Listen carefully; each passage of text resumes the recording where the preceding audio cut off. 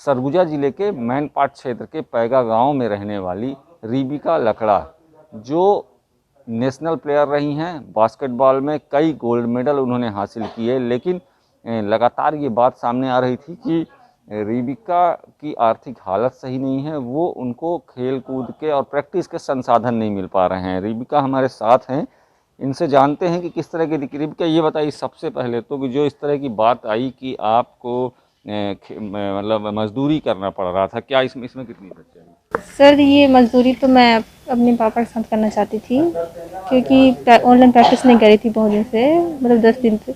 Light की problem थी, इसीलिए बारिश हो रहा था और लाइट बहुत दिन से नहीं आ रही थी घर से। तो मैं सोची अपने पापा के साथ जाके उनका हेल्प कर दूँ और घर में कुछ पैसे भी आ जाए। पापा के साथ जा कर के काम कर रही थी आप। ये बताइए कि वर्तमान में किस तरह की दिक्कत हो रही है? आप लगातार गोल्ड मेडल आप पाई हैं, आपने क्षेत्र का नहीं पूरे इस जिले का, संभाग का नाम रोशन किया है। इसके बाद भी आप गांव में ही रहती हैं, तो इसको लेकर के क्या स्थिति थी आपकी और अब क्या चाहती हैं? सर अब तो सब ठीक है, कोई दिक्कत नहीं, जितने सब हेल्प कर रहे हैं। क्या क्या क्या हेल्प हुई है प्रशासन की तरफ से? सर ऑफिस में जॉब मिला है, जनपद पंचायत में एक जॉब मिली है और चेक दिए हैं और भी कुछ देने वाले हैं। ये बताइए, क्या कहना चाहेंगी खिलाड़ियों को? आपके जैसी और भी लड़कियां हैं, आप बेहद ग्रामीण क्षेत्र से रहने वाली हैं, है ना? ऐसे क्षेत्र से आप निकली, तो इसके पीछे कौन से कारण रहे? कैसे आपको कौन बताया कि बास्केटबॉल खेलना चाहिए? फिर किन लोगों ने सपोर्ट किया? सर ये पहले तो मैं कस्तूरबा स्कूल में पढ़ती थी नर्मदापुर में, और वहाँ 1 महीने का कैंप लगा अंबिकापुर में, और यहाँ सब आए थे ट्रायल देने। तो रानाघाट से कोच लोग आए थे ट्रायल लेने के लिए, उसमें सर ट्रायल हुआ और जो दौड़ में फर्स्ट आए, अच्छा हाइट थी, डेट ऑफ बर्थ वगैरह, सर उनको सिलेक्ट किए गए।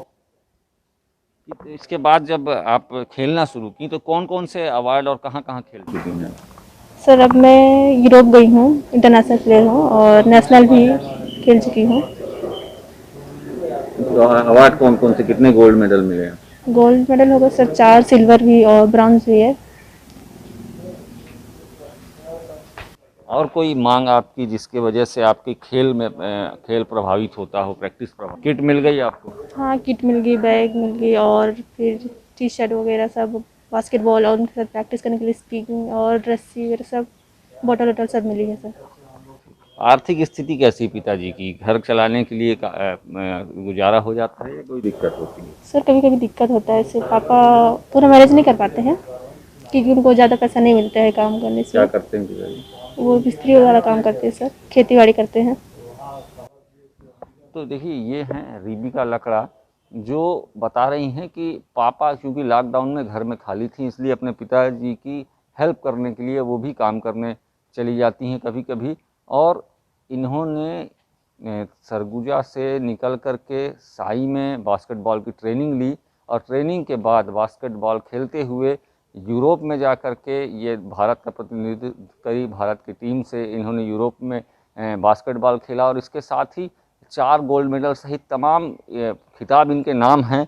और अब चूंकि इनको प्रशासन की तरफ से सहयोग हो रहा है, इनको जनपद पंचायत में संविदा में नौकरी दी गई है, इसके साथ ही सहयोग राशि प्रदान की गई है, और जो किट होती है प्रैक्टिस की वो भी उपलब्ध करा दी गई है। तो देखा जाए तो अब इनकी जब हेल्प हो रही है तो इसके बाद से स्थिति सामान्य है। रिबिका ने बताया कि इनके पिताजी जो हैं वो खेत में काम करते हैं और उसी से इनके परिवार का गुजारा होता है। तो कभी कभी ऐसी स्थिति बनती है जब आर्थिक तंगी से परिवार जूझता है।